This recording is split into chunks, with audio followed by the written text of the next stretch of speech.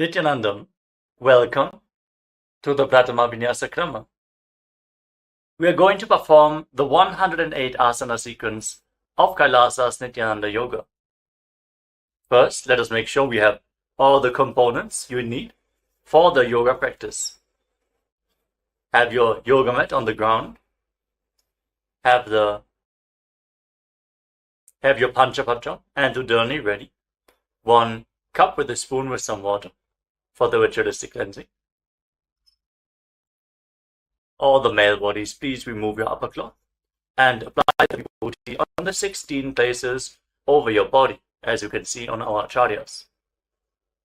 All the female bodies, you can apply it on your forehead.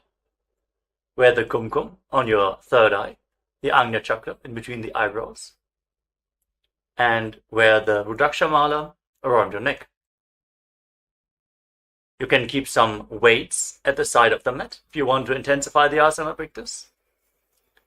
And make sure you have 1 energized Shri Yantra on your yoga mat. Gaze at the yantra whenever possible.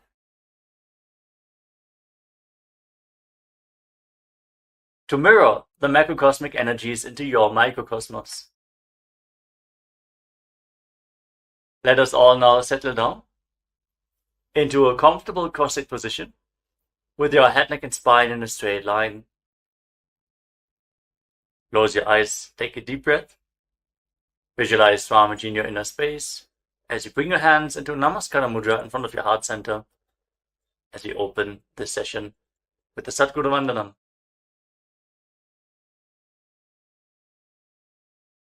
Nithyanandam Paramasukhadam Kevalam Jnanamurtim Dvandvatitam Gaganasadrisham Tattvamasyadilaksham Ekam Nityam Vimalamachalam Sarvadhi Sakshibhutam Bhavatitam Trigunarahitam Sadgurum Tam Namami.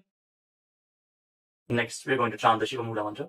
Om Ham Ham Shivaya Namaha 11 times, invoking Paramashiva's presence for this ritual of Nithyananda Yoga.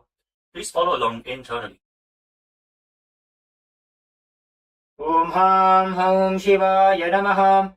Om Ham Ham Shivaya Namaha. Om Ham Ham Shivaya Namaha. Om Ham Ham Shivaya Namaha. Om Ham Ham Shivaya Namaha. Om Ham Ham Shivaya Namaha. Om Ham Ham Shivaya Namaha. Om Ham Ham Shivaya Namaha. Om Ham Ham Shivaya Namaha. Om Ham Ham Shivaya Namaha. Om Ham Ham Shivaya Namaha.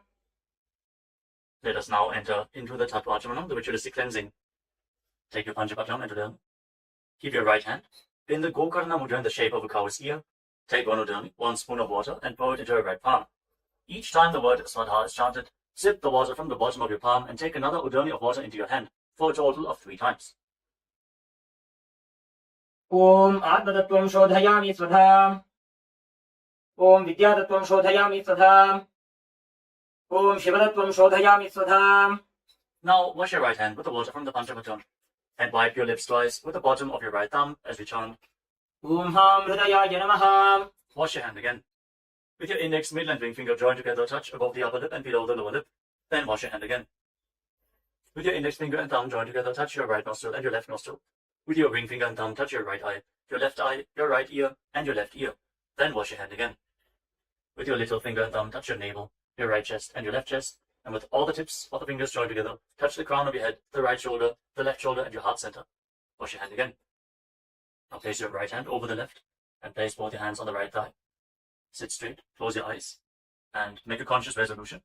What you want to manifest in today's Nithyananda Yoga session. Hold the visualization of what you want to manifest as we chant the Sankalpa mantra. ओम ममोपात्त समस्त दुरितक्षय द्वारा भगवत् श्री नित्यानंद परमशिव प्रीत्यर्थम श्री नित्यानंदेश्वरी परमशिव शक्ति समेत श्री नित्यानंदेश्वर परमशिव प्रीत्यर्थम च शुभे शोभने मुहूर्ते अद्य ब्रह्मणः द्वितीय परार्धे श्री श्वेतवराह कल्पे वैवस्वतमन्वन्तरे अष्टाविंशतितमे नित्ययुगे प्रथमे पादे जम्बूद्वीपे भारतवर्षे भरतखण्डे मेरोः दक्षिणे पार्श्वे शकाब्दे अस्मिन् वर्तमाने व्यवहारिके प्रभवादीनां षष्ट्याः संवत्सराणां मध्ये शुभनाम संवत्सरे शुभायने शुभऋतौ शुभमासे शुभपक्षे शुभतिथौ शुभवासरयुक्तायां शुभनक्षत्र शुभयोग शुभकर्ण एवं गुणविशेषण विशिष्टायाम् अस्यां शुभतिथौ श्री कैलासोन्नत द्वादशांत श्यामला पीठारूढ़ श्री मीनाक्षी सुंदरेश्वरा भिन्न स्वरूप परशिवपुत्र रत्नकुमार गुरुमन्यतुल्यावतार श्री पार्वती स्तन्यपान लब्ध दिव्य ज्ञान विश्रुत सकल निगमागम सारभूत द्राविड वेद प्रवक्त्रे श्रीमत् परमशिव करुणा समधिगत मुक्तामय चतुरश्रयान गीयमान छत्र चामर श्री जिन्नगाहलादि समस्त बिरदावल्यलंकृत ज्ञान विज्ञान चक्रवर्ती सर्वजन संघ सद्यो निर्वाण दीक्षा व्यजाप वर्ग वर्ष विश्राणजीमूत परमत कलभ केसरी शैव सिद्धांत स्थापनाचार्य श्री राजाधिराज पांड्य महाराज गुरु क्षपन शाख्यादि महांधकार निवारण ज्ञान भानु वीक्षण नरहार ध्वजोच्छेदन पूर्वक श्रीमद ऋषभध्वज स्थापक शैव समय कर्त्रे सर्वज्ञ पीठारूढ़ श्री जगत गुरु श्री ज्ञान संबंध देशिक स्वामी वागीश सुंदर माणिक्य वाचक स्वामिनाम अवतार भूत श्री ज्ञान संबंध स्वामी पुनरुद्धृत श्यामला पीठ सर्वज्ञ पीठ तृणवद्युत्तर द्विशततम गुरु महासन्निधान अरुणगिरि योगीश्वर परंपरागत अरुणाचल सर्वज्ञ पीठ गुरु महासन्निधान कैलास परंपरागत कांची कैलास सर्वज्ञ पीठ त्रयस्त्रिंशदुत्तर द्विशततम गुरु महासन्निधान नित्योत्सव नित्य मंगल नित्य कल्याण नित्य रचित कैलास परंपरागत आदि कैलास नित्यानंद पीठ महासंस्थान महासिंहासन पीठ कर्त्रे साक्षात् श्री परमशिव समुद्भूत कैलास परंपरागत वैवस्वतमनु इक्ष्वाकु हरिश्चंद्र भगीरथ श्रीरामचंद्र शूरसेन इत्यादि अनवच्छिन्न सार्वभौम चक्रवर्ती परंपरागत चतुष्षष्टि योगिनी मंडित चतुष्षष्टि संप्रदाय प्रवर्तक मनुधर्म शासन सूर्यवंश प्राप्त सर्वज्ञ पीठ सुरांगी साम्राज्य मूर्धाभिषिक्त चूड़ामणि साक्षात् श्री परमशिव समुद्भूत कपिल महागुरु पुनरुद्धृत महानिर्वाणी पीठ अष्टोत्तर सहस्र श्री महामंडलेश्वर साक्षात् श्री परमशिव समुद्भूत श्री महागणपति समारंभ अनवच्छिन्न पीठाधीश्वर गुरु परंपरा प्राप्त अटल पीठ अष्टोत्तर सहस्रतम अष्टोत्तर सहस्र श्री अटल पीठाधीश्वर धर्म मुक्ति स्वर्गपुर स्वर्ण पीठ त्रयोविंश गुरु महासन्निधान कैलास परंपरागत आदिपीठ सर्वज्ञ पीठ जगत गुरु श्री कैलास पुनरुद्धारक श्री कैलास परमाचार्य श्रीमत् परमहंस परिव्राजकाचार्य वर्य सच्चिदानंद प्रणव स्वरूप श्रोत्रिय ब्रह्मनिष्ठ श्री जगत गुरु श्री श्री भगवत् श्री नित्यानंद परमशिव श्री ज्ञान संबंध देशिक परमाचार्य स्वामिनां प्रीत्यर्थम तेषां पादारविन्दयोः भक्ति सिद्ध्यर्थम गुरु कृपा कटाक्ष सिद्ध्यर्थम क्षेम स्थैर्य वीर्य विजय आयुरारोग्य ऐश्वर्याणाम् अभिवृद्ध्यर्थम धर्मार्थ काम मोक्ष चतुर्विध बल पुरुषार्थ सिद्ध्यर्थम समस्त दुरितोपशान्त्यर्थम समस्त मंगल अवाप्त्यर्थम भगवत् श्री नित्यानंद परमशिव प्रसादेन सकुटुम्बस्य ज्ञान वैराग्य जीवन मुक्ति प्राप्त्यर्थम पूर्ण आरोग्य युक्त दृढ़गात्र योग्य शरीर सिद्ध्यर्थम परमशिव शक्ति आविष्करणार्थम नित्यानंद योगाभ्यासं करिष्ये। Now wash your right hand once more. ओम अप उपस्पृश्य And keep your Panchapajam and your journey aside out of harm's way. Let us now enter into the first asana of the sequence, Sukhasana. In a comfortable crossing position with the head, neck and spine in a straight line. Place your hands on top of the knees in Bindu Mudra with index fingers and thumbs together. Gaze forward. Visualize Lord Shiva in your inner space. For the visualization, breathe in Samana Kumbhaka. Inhale deeply into your navel region.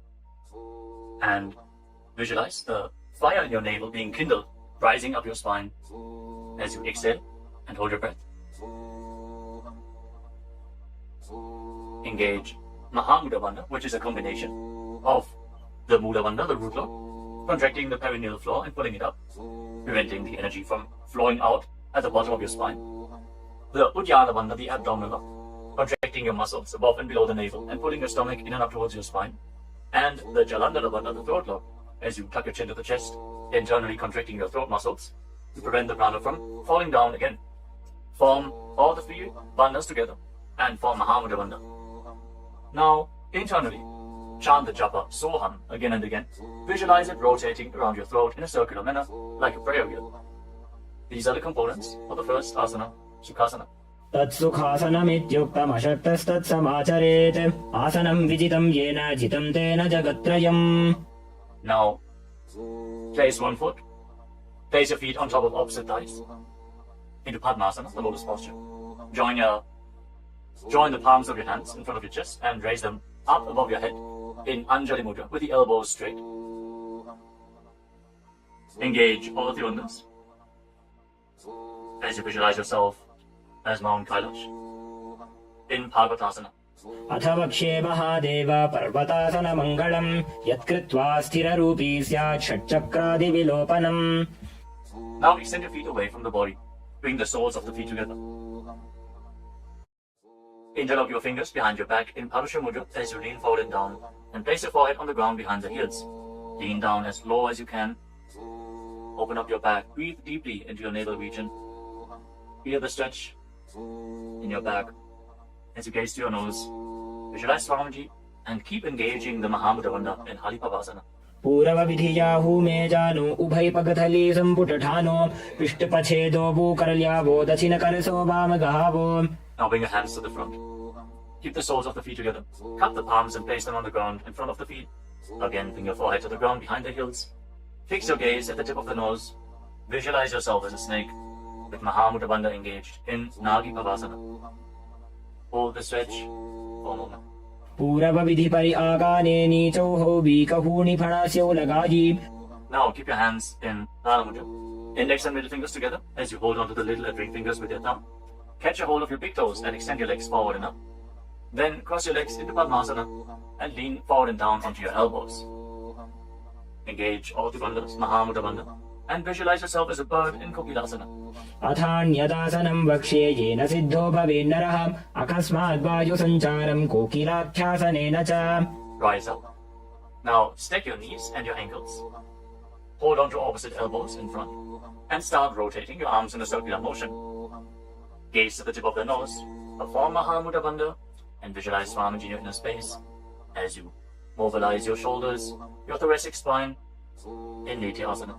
गोड़ा वामापादकी आशमाहिली सोज दश चरण को बारलौ तापरि Gulf समोज वामपाद को महिलौ बहुरौ Gulf जाना तापरि गोड़ा दछकी आश बारली ठान. Now place your hands on the ground shoulder width apart and raise your hips up high. Scoop your head and chest forward and down again and again. Pull your stomach in and up towards your spine in Uddiyana Bandha. Visualize yourself as an elephant.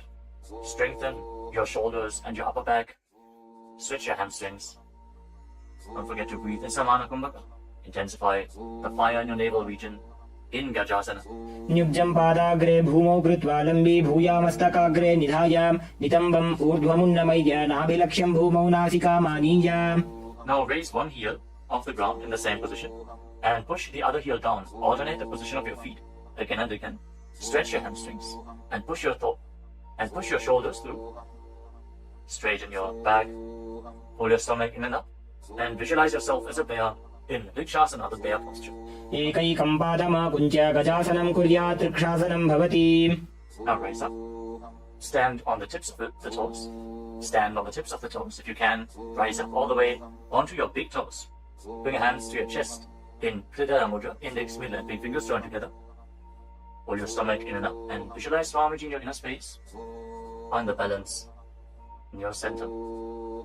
Get the strength in your calves in Vaishyasana. केशेन पादयुगलं बद्ध्वा तिष्ठेत् अधोमुखः अथ वैश्यावक्षे यत्कृत्वा सत्यवान् भवेत्. Now let us move into the first Karnataka sequence.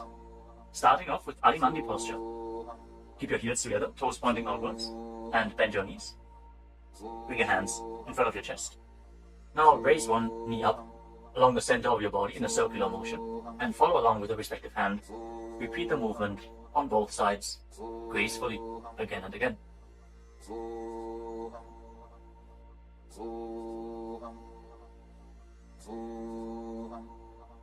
We move on to Balalingasana. Now interlock your fingers from the outside in Sarvashankari Mudra. Raise one knee up towards your chest and put it close with your hands. Stand straight on the mat.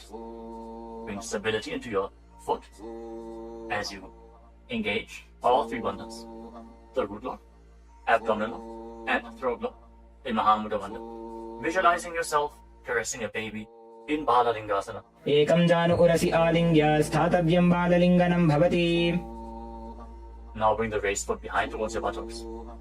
Pull it close with interlocked fingers in Parsha Mudra. Bring the knees close together as you engage Mahamudra Bandha. Visualize Swamiji in your inner space.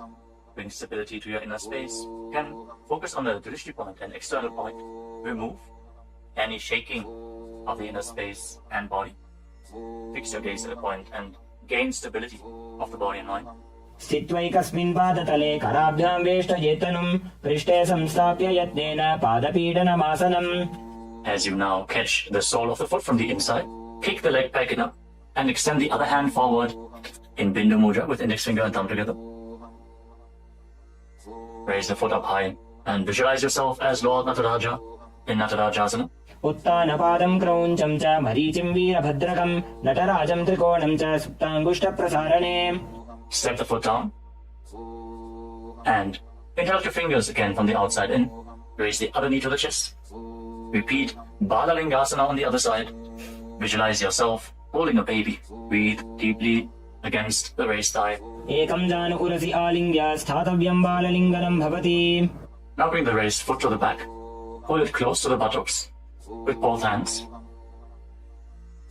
Engage all the bandhas. Visualize Swamiji in Padapidanasana. एकं जानु उरसि आलिङ्ग्य स्थातव्यं बाललिङ्गनं भवति. Now hold the sole of the foot, kick the leg back and up, and lean forward with the front hand in Bindu Mudra. Visualize yourself as the cosmic dancer Lord Nataraja in Natarajasana. उत्तानपादं क्रौञ्चं च मरीचिं वीरभद्रकं नटराजं त्रिकोणं च सुप्ताङ्गुष्ठप्रसारणे. Come to the next karana of the sequence. Again, stand in Adimandi. Heels together, toes pointing outwards and knees bent. Bring your hands to the chest. Step the right foot behind the left. And start swinging the right arm back and forth like a pendulum. Gracefully move your fingers one by one. Place your hand over the nose, cross your ankles. And repeat the movement on the other side as well. Next up is the skeleton dance. Now visualize yourself as a skeleton as you shake your body intensely. Hold the visualization that you are mere bones and shake every bone within your body.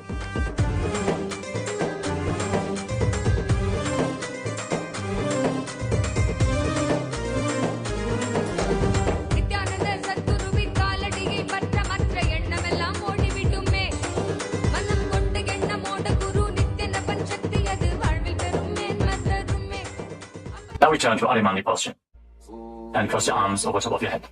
For the next karana of the sequence, Katichina Karana. Now turn your body to one side, open up your arms above the head, cross them back to the center, follow along with your breath again and again.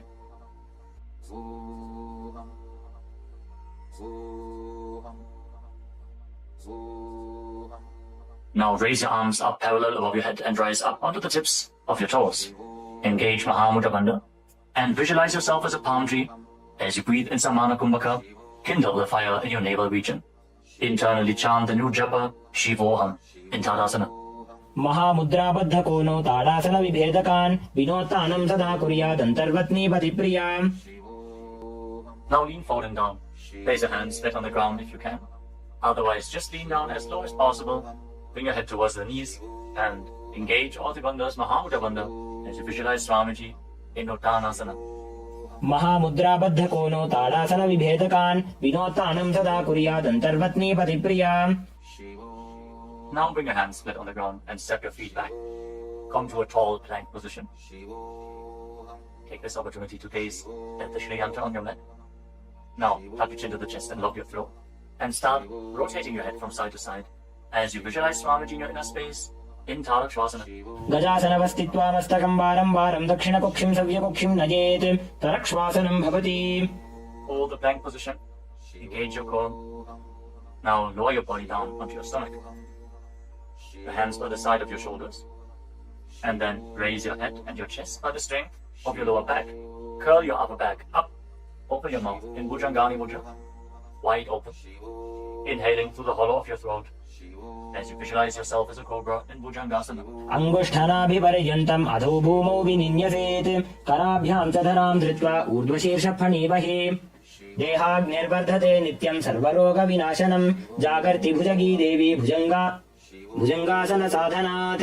Now push your body up, back into the plank position, and alternate pulling one knee in towards your chest, back and forth.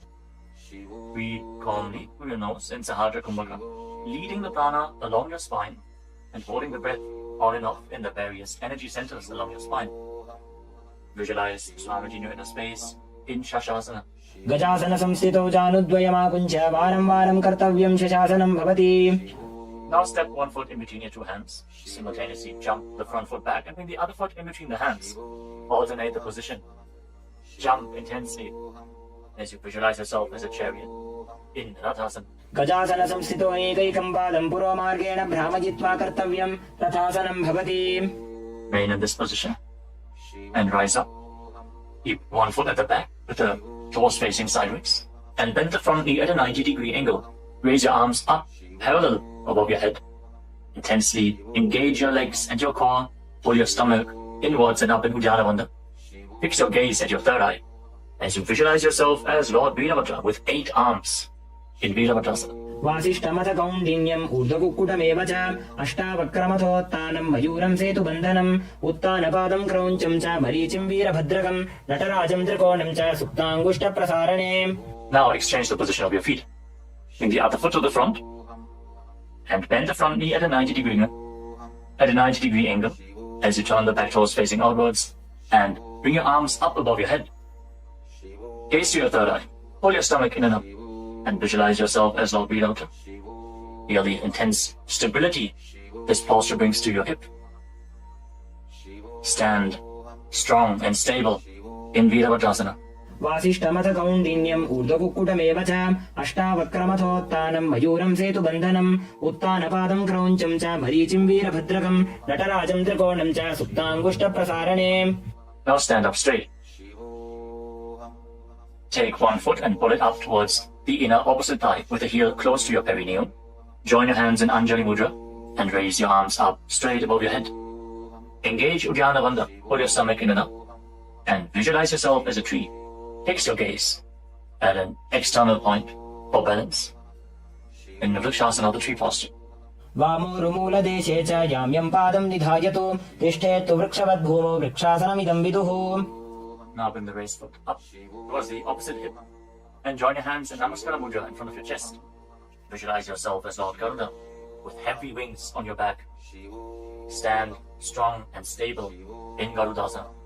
गरुडासनमावक्ष्ये येन ध्यानं स्थिरं भवेत् सर्वदोषाद्विनिर्मुक्तो भवतीह महाबली. एकपादमुरो बद्ध्वा एकपादेन दण्डवत् जङ्घपादसन्धिदेशे जानुभ्यग्रं व्यवस्थितः. Now step the foot down. Raise the other foot up. Bring your hands together in Anjali Mudra. Raise your arms up above your head. Elbows straight. Perform Uddiyana Bandha. And visualize yourself as a tree in Vrikshasana. Stand stable like a tree.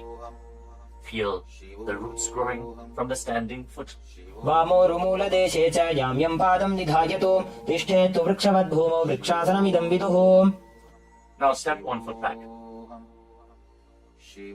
Now bring the raised foot on top of the opposite hip and join your hands in Namaskara Mudra in front of your chest. Visualize yourself as Lord Garuda as you repeat Garudasana on the other side.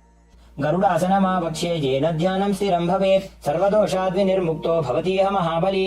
एकपादमुरो बद्ध्वा एकपादेन दण्डवत् जङ्घपादसन्धिदेशे जानुभ्यग्रं व्यवस्थितः. Now step one foot back and keep the other foot at the front. Keep the back toes facing sideways. Extend your arms out parallel to the ground, lean forward and down. Bring one hand to the foot and the other hand up to the sky. Gaze up along the raised arm and visualize yourself as a triangle in Trikonasana, the triangle posture. उत्तानपादं क्रौञ्चं च मरीचिं वीरभद्रकं नटराजं त्रिकोणं च सुप्ताङ्गुष्ठप्रसारणे. Now rise up. Exchange the position of your feet. With the arms parallel, lean forward and down. Raise the other arm up to the sky.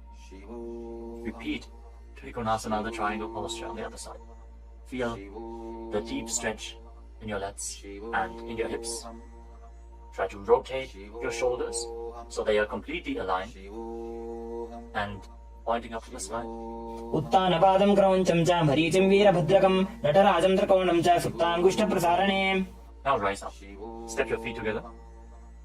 Keep the heels touching, toes pointing outwards in Arimandi. With your knees bent. Raise one heel off the ground. And bring your hands to the chest, palms facing each other. Now, stomp the raised heel to the ground and raise the other heel up again and again as you exchange the position of your hands in front of your chest.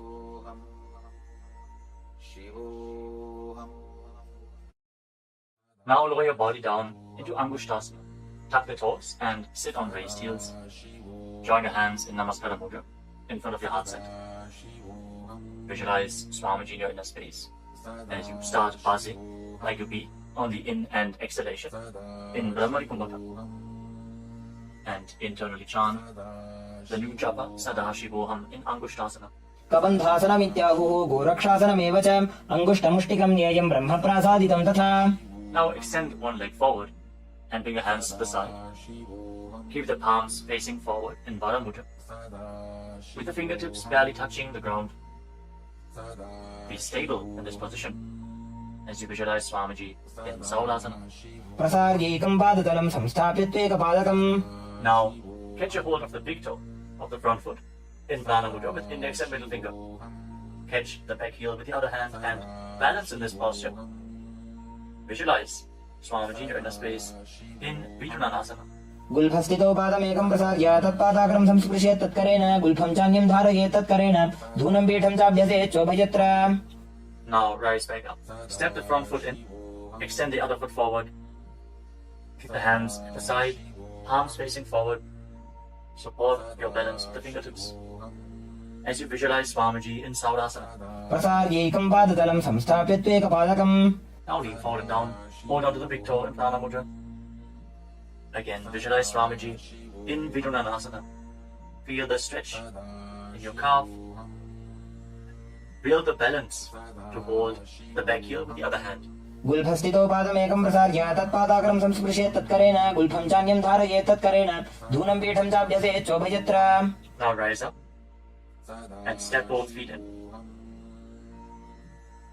Separate your knees as you place your hands on top of the knees with the palms facing up.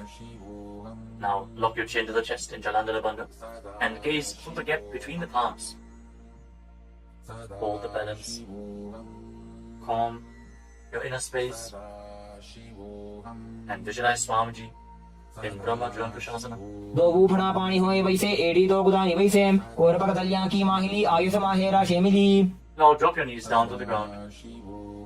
Sit on raised heels and fix your gaze at the tip of the nose. Hold your stomach in and up in Uddiyana Bandha and visualize yourself as Sage Kapila Muni in Kapilasana. दो ऊफड़ा पानी होए वैसे एड़ी दो गुदानी वैसे कोरपक दलियां की माहिली आयुष माहेरा शेमिली. Now shift your gaze upwards towards your third eye. Maintain this posture and visualize Swamiji's form in your inner space in Bhadragurakasana. दो ऊपकतली संपुट करे कोरवारली भूपरि धरे कोरवारली राखे ऐसे तापरी मूल द्वार टिकी बैसे. As you raise your knees off the mat, keep the soles of the feet together. Join your thumbs and little fingers and open up your palms into Padma Mudra, resembling a lotus flower. Raise your arms up above your head and gaze through the gap between the palms. Fold your stomach in and up in Uddiyana Bandha and visualize Lord Surya in your inner space in Suryasana, the sun posture. एड़ी दो वो गुदातरियाने फड़ा पानी बैठक पुनिठाने गोड़ा जंग अधर करे रहे आड़े वाम इसी विधि का है. Now place your knees on the ground. Bring the top of the feet flat and place your hands on the knees. Gaze upwards towards your third eye. Visualize yourself as a frog and keep your tongue flat against the palate of the mouth in Manduki Mudra. Stop the buzzing sound on the breath. Breathe calmly through your nose in Sahaja Kumbhaka. Don't forget to chant Sadashivoham internally in Mandukasana. पादतलौ पृष्ठदेशे अङ्गुष्ठे द्वे च संस्पृशेत् जानुयुग्मं पुरस्कृत्य साधयेन्मण्डुकासनम्. From this kneeling position, now bring your hands behind your back. Hold on to opposite shoulders and keep your elbows close to your head. Open up your upper back. Feel the strength in your shoulders. Gaze up towards your third eye. As you keep on visualizing yourself as a frog, with your tongue up in Mandukya Mudra. Hold your stomach in and up in Uddiyana Bandha, in Uttana Bandukasana. मंडुकासन मध्यस्थं कूर्पराभ्यां धृतं शिरः एतद्धेकवदुत्तानम् एतदुत्तान मंडुकम्. Now cross your ankles and sit on your heel. Push the upper heel against your perineum as you keep your hands on the knees. Gaze to the tip of the nose. Stretch your tongue out and exhale forcefully through your mouth again and again. Lock the Mula Bandha intensely as you visualize yourself as a lion in Simhasana. दक्षिणं सव्यगुल्फेन दक्षिणेन तथेतरं हस्तौश्च जान्बुः संस्थाप्य स्वाङ्गुलीश्च प्रसार्य च. Now join the soles of your feet together behind your back with the toes pointing backwards and sit on the heels. Separate your knees widely and cross your arms behind your back. Catch the big toes in Prathama Mudra, index and middle fingers together. As you lock your chin to the chest in Janandana Bandha, gaze to the tip of your nose and visualize Swamiji in your inner space returning to Brahmani Kumbhaka, buzzing like a bee on the inhalation and exhalation in Bhadrasana. गुल्फौ च वृषणस्याधो व्युत्क्रमेण समाहितः पादाङ्गुष्ठौ कराभ्यां च धृत्वा च पृष्ठदेशतः. Now step your feet flat on the ground. Keep the knees raised and lean forward. Bring your arms in and around the legs. Behind your back, reach for the opposite hands behind your back and interlock your fingers if you can. In Parsha Mudra, gaze to the tip of your nose and visualize yourself as a crow in Kaukabushandhi Asana. प्रथमे बेसक उक्कड़ठाने दोबू हाथ पकमीच आने तिनको Moody नल्या परिल्यावे पिष्टपछे काकसी करावे. From the squatting posture, place your hands flat on the ground, shoulder width apart. Bring your knees onto your arms, close to your armpits and raise your hips. Lean forward, lift your legs off the mat and balance on your arms, visualizing Swamiji in your inner space in Kali Pamasana. आसन को गुण आशीदशिता हो जी तो आछी होई. Let us now get ready for Kapali Asana, which is the first inverted posture of the sequence. We're suffering from upper back or neck injuries or high blood pressure, or if you're currently in pregnancy, please consult your doctor before performing any of the inverted postures of today's Nithyananda Yoga sequence. With this out of the way, let us now place the head on the ground. Form a triangle between your head and your hands. Keep your knees on your arms, align the hips with the shoulders, and then straighten your legs up into a headstand. Fix the gaze at the nose. Visualize Swamiji. Feel the vibration in the crown of your head as you keep buzzing like a bee in Brahmani Kumbhaka in Kapali Asana. शीश शीशा धरती टेकी पगदो भूमिलिवा ऊंचा कुकरे. Now gently lower your legs down and come to a squatting position. Keep your hands flat on the ground. Rotate your body to one side. Align the knee with your hip. Align the knee and the hip with your elbows and lean forward onto your arms. Extend your legs out to the side and gaze up towards your third eye. Visualize yourself as a peacock and exhale all the way. Hold your breath again and again in Dechaka Kumbhaka as you perform Parsvamayurasana. Balance on your arms with the strength to your wrists and shoulders. मयूरं दण्डवत् कुर्यान् मायूरं दण्डनामकं कुर्यान् मायूरं पार्श्वाभ्यां मायूरपार्श्वनामकम्. Now set your legs down. Twist your body in the opposite direction. Repeat Parsvamayurasana on the other side. Lean onto your arms. Extend the legs out to the side and gaze to your third eye as you visualize yourself as a peacock. मयूरं दण्डवत् कुर्यान् मायूरं दण्डनामकं कुर्यान् मायूरं पार्श्वाभ्यां मायूरपार्श्वनामकम्. Now settle down. Place your hands flat on the ground and step your feet back into a plank position. Take a moment to gaze at the Shri Yantra on your mat as you step one foot front in between the two hands. As you step one foot outside the respective shoulder in between the two hands. Fix your gaze at your third eye and visualize yourself as Lord Kala Bhairava in Bhairaganathasana. आसन को गुण पीती जाई. Now step the front foot back and bring the other foot to the front in between the two hands. Feel the stretch in your legs. Open up your hips. Push your hip forward as you engage the Mula Bandha and visualize yourself as Lord Kala Bhairava in Bhairaganathasana on the other side. आसन को गुण पीती जाई. Now step the front foot back and bring your forearms on the mat. Raise your hips up high. Slightly walk your feet forward open up your shoulders. Try to bring your heels to the mat. Intensely stretch your hamstrings. As you gaze towards your third eye, visualize Swamiji in Unmukha Pitasana. भून्यस्तौ जानुनी हस्तौ चतुष्पदमवाङ्मुखम् उत्थापिताङ्घ्रियुगलकटिस्थलमभिरुकाम्. Now raise back onto your arms and rotate your body. Lift one arm up towards the sky. Keep your body completely straight, your core tightly engaged, and gaze up along the raised arm as you visualize yourself as Sage Vashishta in Vashishtasana. ऊर्ध्वकुक्कुटवासिष्ठमरीचिहलमत्स्यकम् परिवृत्तिम् चोदरस्य विविधम् धनुरासनम्. Now rotate your body to the other side. Raise the other arm up. Keep your core engaged as you repeat Vashishtasana on the other side. ऊर्ध्वकुक्कुटवासिष्ठमरीचिहलमत्स्यकम् परिवृत्तिम् चोदरस्य विविधम् धनुरासनम्. Relax. Now bring your feet to the front. Come to a sitting position with your legs extended forward. Bring your hands underneath the buttocks with the palms facing up. Lock your chin to the chest. Gaze to the tip of the nose. Visualize yourself as Lord Hanuman. As you internally chant the Nujapa, Mahasada Shivoham in Anjani Asana. दो भूकर की उभय हथेली कोरवारिली मैले भेली सो आगाने भूपरिदाशे महाने अंगुली मिलिराशे. Now lean forward and down. Catch a hold of your big toes and down with index and middle fingers.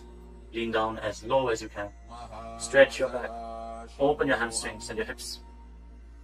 As you engage Mahamudra Bandha, all the three bandhas together.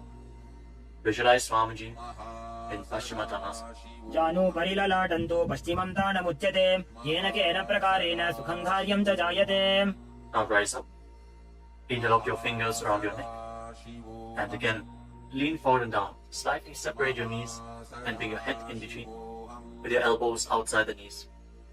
Form Mahamudra Bandha. So visualize Kali in your inner space in Ugrasana. स्वपाणिभ्यां दृढं धृत्वा जानुपरि शिरोन्यसेत् आसनोऽग्रमिदं प्रोक्तं भवेदनिलदीपनं देहावसानहरणं पश्चिमोत्तानसंज्ञकम्. Now step one foot in towards your perineum. Lean forward and down. Bring the respective arm in and around the leg and interlock both hands behind your back. Bring your head towards the knee as you visualize yourself as Sage Marichi in Marichi Asana. उत्तानपादं क्रौञ्चं च मरीचिं वीरभद्रकं नटराजं त्रिकोणं च सुप्ताङ्गुष्ठप्रसारणे. Now rise up. Drop the raised knee to the side as you keep the heel against the perineum. Lean forward and down. Hold onto the front foot. Gaze at the tip of the nose. Visualize Swamiji. Exhale deeply and then hold your breath, locking all the three bandhas. Mahamudra Bandha in Mahamudrasana. महामुद्रां प्रवक्ष्यामि तन्त्रेऽस्मिन् मम वल्लभे यां प्राप्य सिद्धा सिद्धिं च कपिलाद्याः पुरागताः. Now extend both your legs. Bring the other foot in towards the perineum with the knee raised. Bring your arm around the raised knee and interlock your fingers behind your back. As you bring your head towards the knee, visualize yourself as Sage Marichi in Marichi Asana on the other side. उत्तानपादं क्रौञ्चं च मरीचिं वीरभद्रकं नटराजं त्रिकोणं च सुप्ताङ्गुष्ठप्रसारणे. Now rise up. Drop the raised knee to the side. And again, lean forward and down. Hold onto the front foot with both hands. Gaze to the tip of the nose. Engage all the bandhas. Mahamudra Bandha. As you visualize Swamiji. Open up your hip. Straighten your spine. Intensely. In Mahamudrasana. महामुद्रां प्रवक्ष्यामि तन्त्रेऽस्मिन् मम वल्लभे यां प्राप्य सिद्धा सिद्धिं च कपिलाद्याः पुरागताः. Now rise up. Bring the soles of your feet together in front. Interlock your fingers around the toes. Pull your heels in towards your perineum. Try to keep your heels down on the ground as much as possible. As you gaze up towards your third eye. And visualize Swamiji in your inner space in Bhadrasana too. गुल्भौतवृषणस्यादः सीवन्त्याः पार्श्वयोः क्षिपेत् पादपार्श्वे तु पाणिभ्यां दृढं बद्ध्वा सुनिश्चरम्. Now extend your feet away from the body. Keep your hands on the respective knees. And lock your chin to the chest. Gaze to the nose. As you visualize Swamiji in Gvalipavasana. पूरवचर्पटिचौककक्ष्यो sooji वाही विधिचौकी चे सोयी जामे AD भिन्न जराशे अंगुल 8 अंतरो राशे. Now bring your feet back in towards the perineum. Hold the soles of your feet with all the 10 fingers and lean forward and down. Place your head on the mat.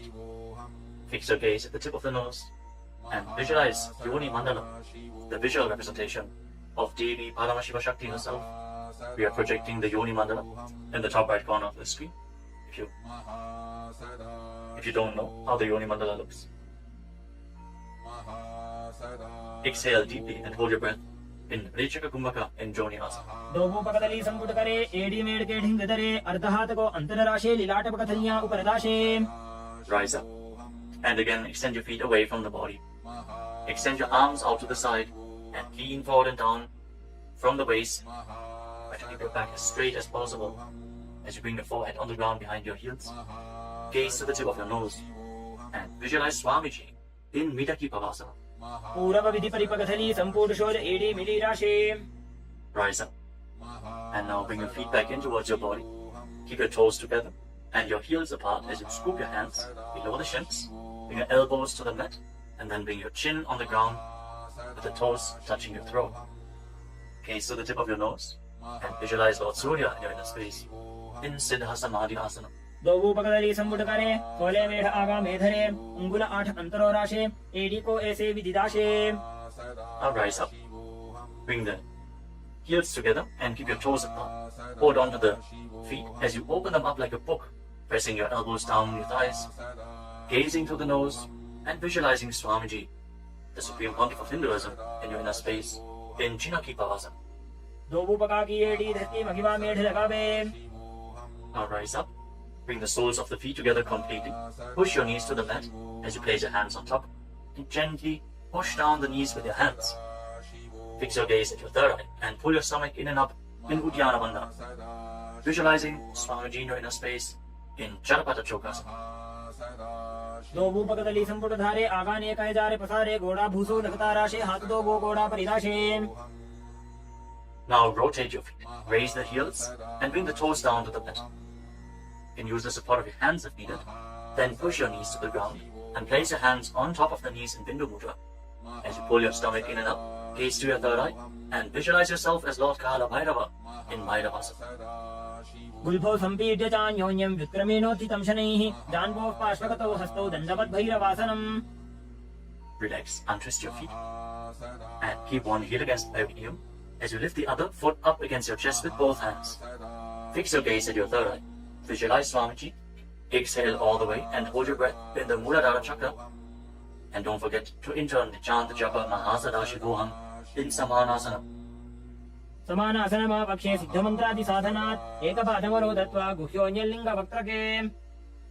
Now raise the foot over top of the respective shoulder. Place your hands at the side and extend the opposite leg forward and up. Gaze up towards your third eye and visualize Swamiji in Apanasana. केवलं पादमेकं च स्कन्धे चारोप्य यत्ततः एकपादेन गगने तिष्ठे तदण्डवत् प्रभो. Now lower your legs down. Bring the other heel against your perineum and lift the opposite foot against your chest.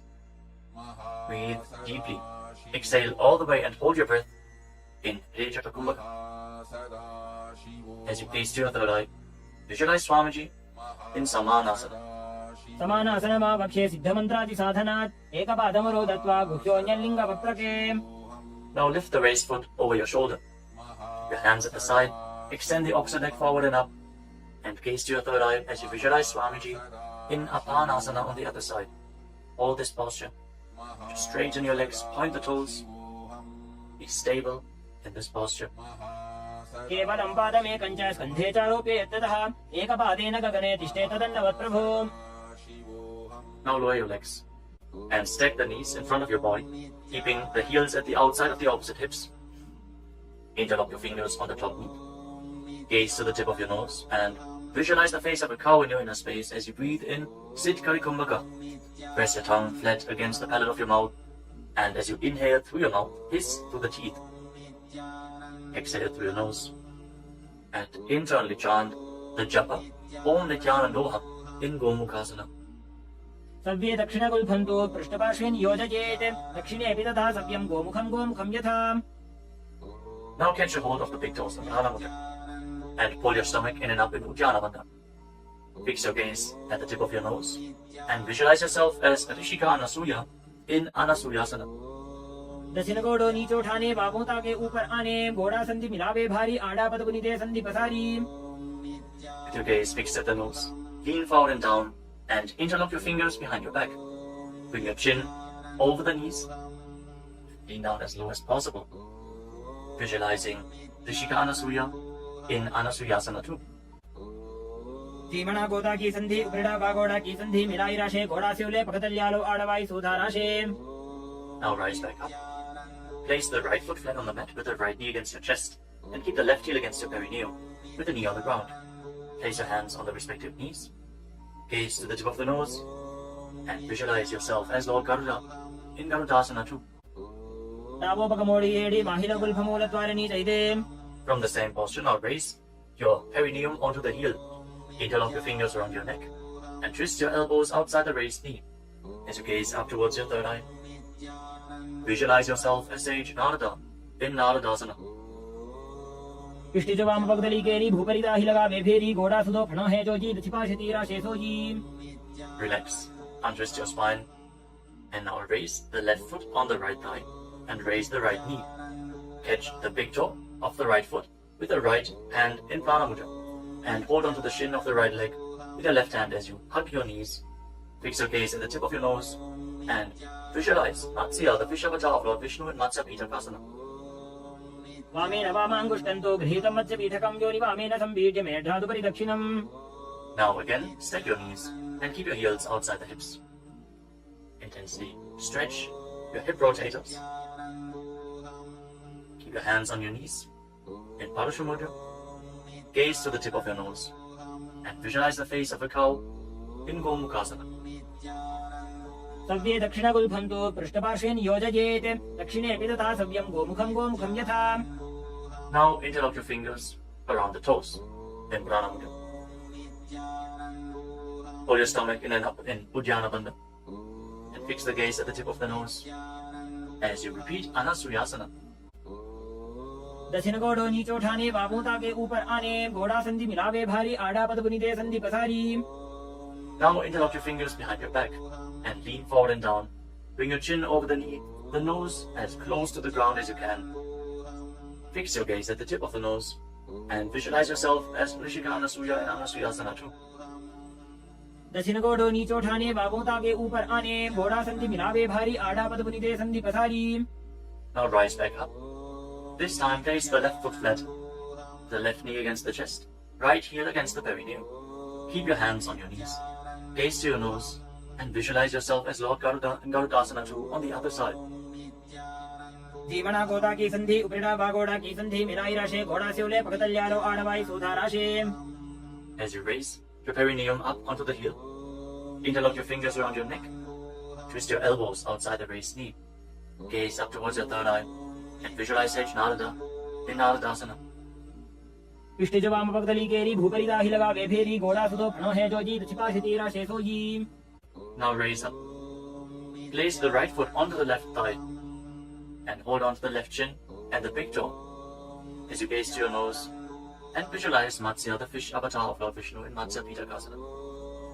वामेन वामाङ्गुष्टन्तो गृहीतं मत्स्य पीठकं योनि वामेन संबीड्य मेढ्रादुपरि दक्षिणम्. The next asana is Matsyendasana. Now extend your legs forward. Place one foot on top of the opposite thigh. As you place the left foot on the opposite thigh, raise the right knee. Bring the left elbow around the raised knee, hand by the neck, and the other hand on the ground behind you. Twist your spine, gaze up towards your third eye, and visualize Matsyendana, the master and great sage, in Matsyendasana. उदरं पश्चिमाभासं कृत्वा तिष्ठति यत्ततः नम्राङ्गं वामपादं हि दक्षजानुपरिण्यसेत्. Now extend your front hand down to the foot and hold on to the big toe in Prana Mudra. Place the other hand on the respective ear as you gaze towards your third eye and visualize yourself as a camel in Kubasana. आसन को गुण झोलो जाए. Now drop the hand from your ear to the ground behind you. Gaze up towards your third eye and visualize the master of Hatha Yoga, the great sage Matsyendana in Matsyendasana 2. Matsyendra पीठं जठर प्रदीप्तिं प्रचण्ड रुक्मण्डल खण्डनास्त्रम् अभ्यासतः कुण्डलिनी प्रबोधं दण्डस्थिरत्वं हि ददाति पुंसाम्. Now extend your legs forward. This time, place the right foot onto the left thigh. raise the left knee, bring the right elbow around the raised knee and the hand by the neck. As you gaze up, visualize Sage Matsyendranatha, the master of Hatha Yoga in Matsyendasana. In Matsyendasana on the other side. उदरं पश्चिमाभासं कृत्वा तिष्ठति यत्ततः नम्राङ्गं वामपादं हि दक्षजानुपरिन्यसेत्. Now extend the front hand down to the foot edge or hold of the big toe and prana mudra and place the other hand on the respective ear as you gaze to your third eye and visualize yourself as a camel in Kubasana on the other side. आसन को गुण झोलो जाए. Now drop the hand from your ear on the ground behind you. Keep twisting your spine intensely as you visualize Sage Matsyendranatha, the master of Hatha Yoga in Matsyendasana 2. मत्स्येन्द्रपीठं जठरप्रदीप्तिं प्रचण्डरुपण्डलखण्डनास्त्रम् अभ्यासतः kundalini प्रबोधं दण्डस्थिरत्वं हि ददाति पुंसाम्. Untwist your spine and now place your feet on top of opposite thighs into Padmasana, the lotus posture. As you fix your gaze at the tip of the nose, place your hands on top of the knees. Engage all three wonders intensely, sincerely. Visualize yourself as Lord Shiva and perform the Shitali Kumbhaka. Press your tongue against the back of the teeth as you hiss through your teeth on the inhalation. Engage all three wonders and internally chant the new japa Om Nithyananda Mahasadaशिवोऽहम् in Padmasana. आसनं द्विधं प्रोक्तं पद्मं वज्रासनं तथा ऊर्ध्वोरुपै चेत् धत्ते उभे पादतले यथा. Now cross your hands in front of the body and keep your hands in Prana Mudra. Hold on to the big toes, gaze to the tip of your nose, and visualize yourself as Goddess Parvati, the consort of Lord Shiva, in Padmasana 2. उत्तानौ चरणौ कृत्वा ऊरु संस्थौ प्रयत्नतः ऊरु मध्ये तथोत्तानौ पाणी कृत्वा तु तादृशौ.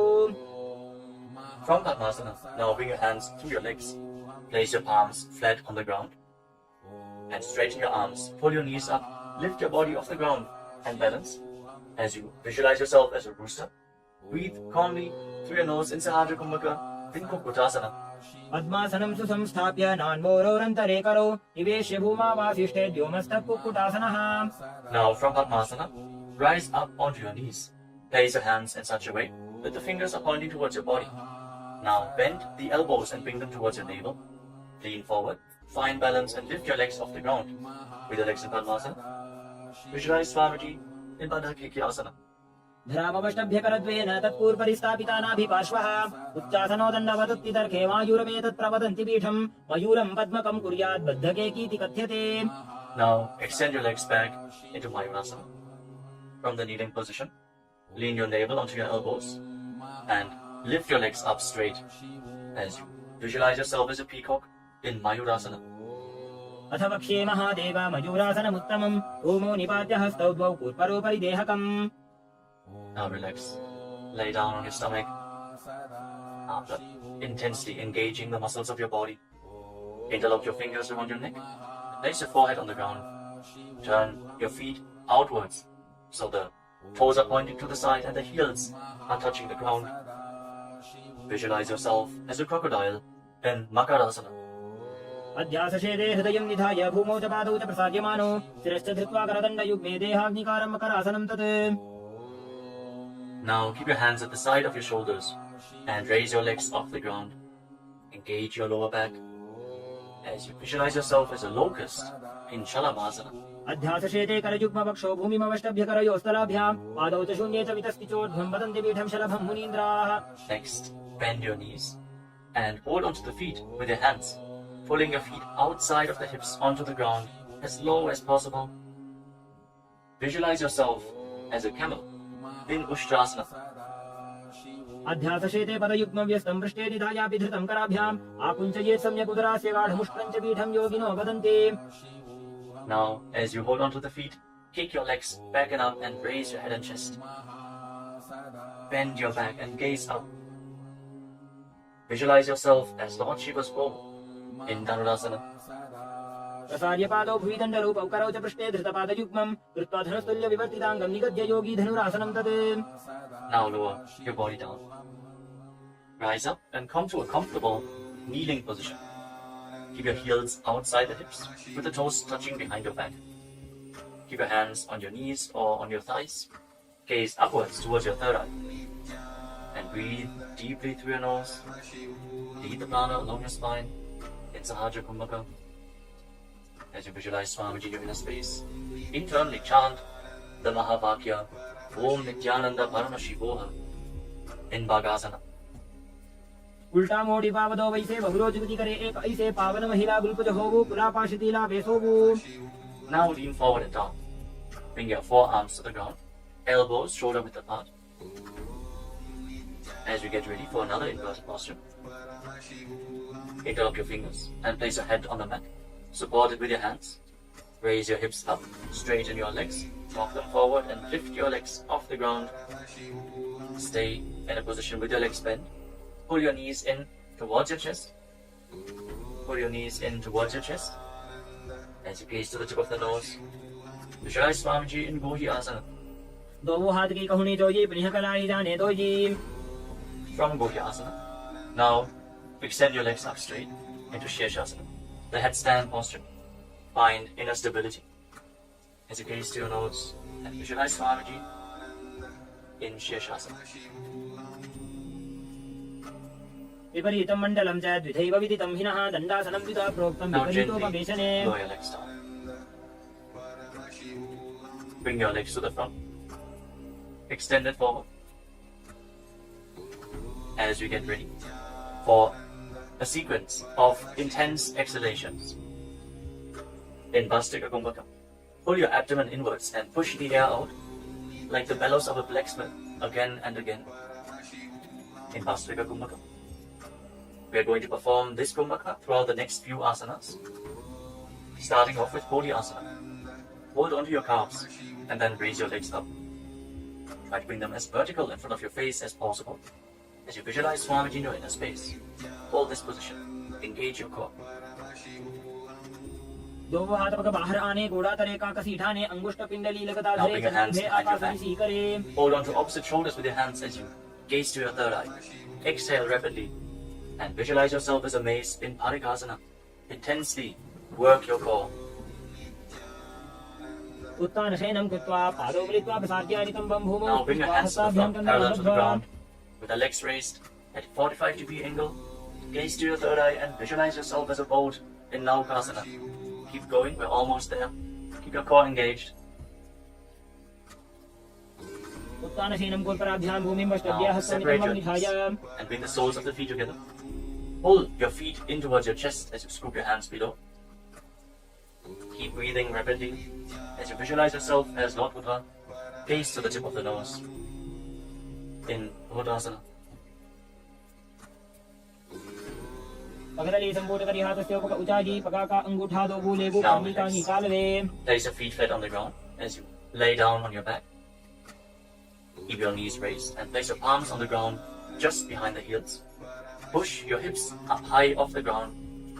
Lock your perineum and lock your throat in the Mula Bandha and the Jalandhara Bandha. Push the air upwards against the throat lock. Prevent it from escaping your body in Murcha Kumbhaka. Push the prana upwards as you gaze to your nose and visualize Swamiji in Unmukha Pitasana too. ऊर्ध्वे च जानुनी कृत्वा शवित्वोर्ध्वमुखं तथा उत्थाप्य हस्तौ तिष्ठेतु पीठ उन्मुख नामके. Now lay down on your back.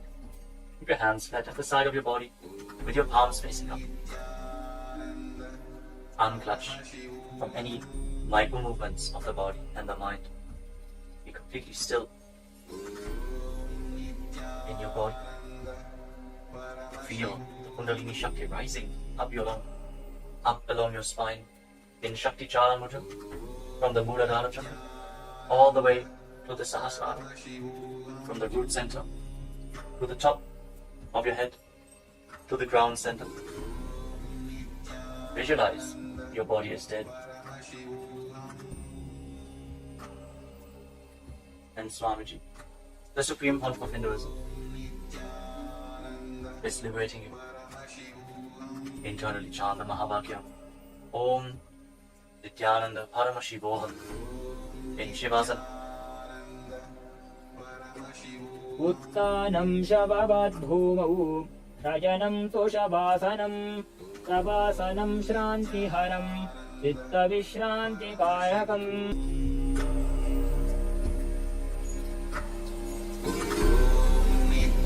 Nithyananda Paramashivam.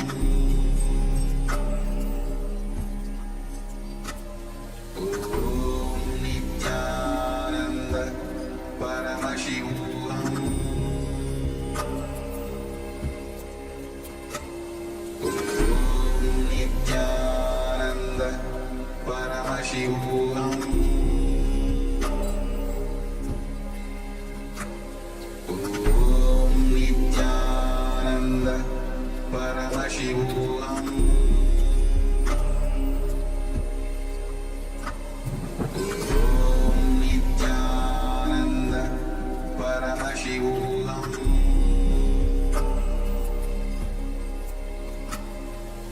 Om Nithyananda Paramashivam. Om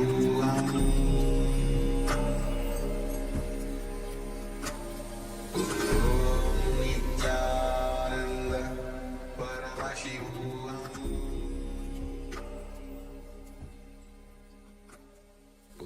Om Nithyananda Paramashivam. Now, slowly return to your physical body. Wiggle your fingers and toes and rotate your wrists and your ankles. Bend and stretch your elbows and knees. Pull the legs up against your chest. Squeeze your body into a ball. And slowly return to a comfortable seated position.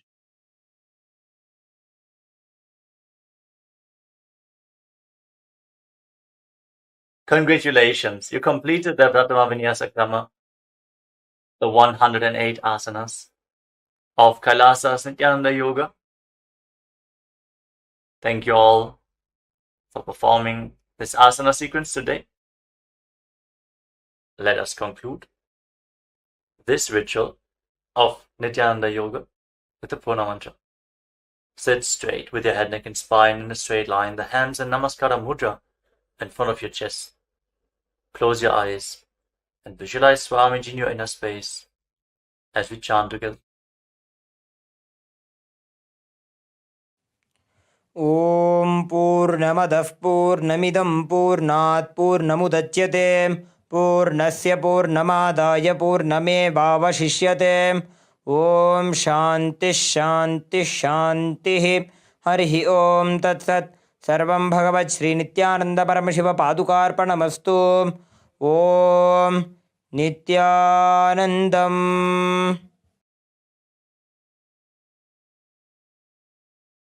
Now, in deep gratitude to Swamiji, perform the Shashtanga Namaskara. Lie down onto your chest and bring your hands forward in the Namaskara Mudra above your head, surrendering yourself to Swamiji's feet. Hope to see you all again tomorrow for another round of the Prathama Vinyasa Krama. Offering the Pratyakshapada Puja at the Divine Lotus Feet of the Supreme Pontiff of Hinduism, Bhagavan Nithyananda Paramashivам. Before we begin the Pratyakshapada Puja today, we request all the Pada Puja participants to declare the following statements with integrity and authenticity.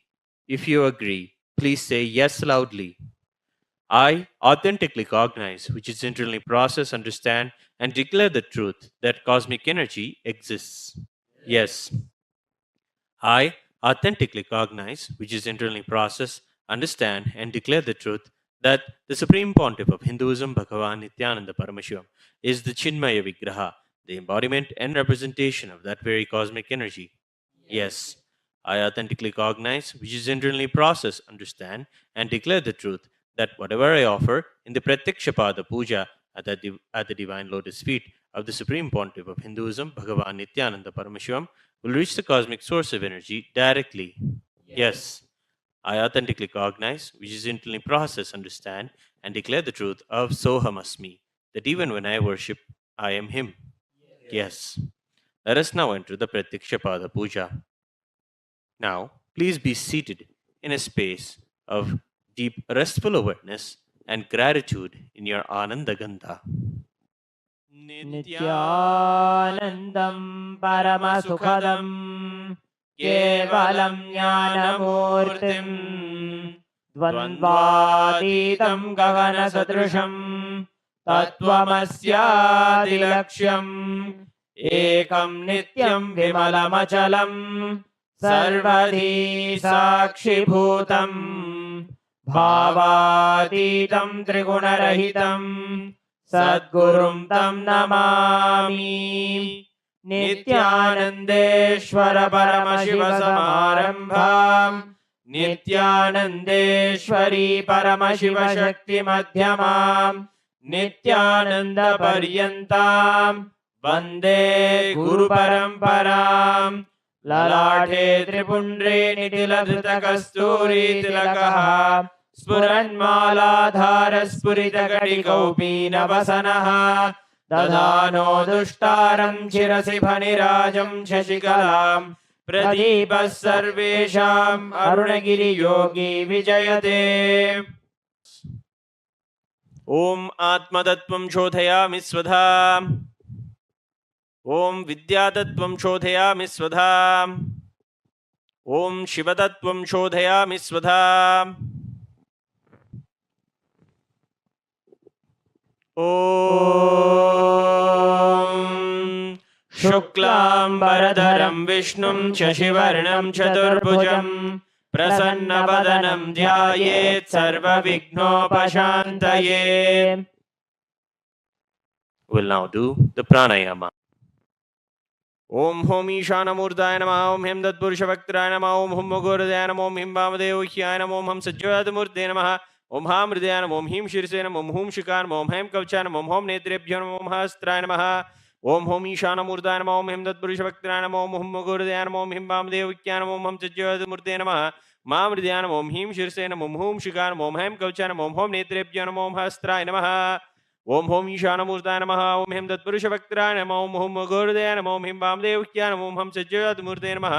ओम हाम हृदयाय नमः। ओम haem शीर्षे नमः। ओम whom शिखाय नमः। ओम हेम कवचाय नमः। ओम होम नेत्रेभ्यो नमः। ओम हस्त्राय नमः।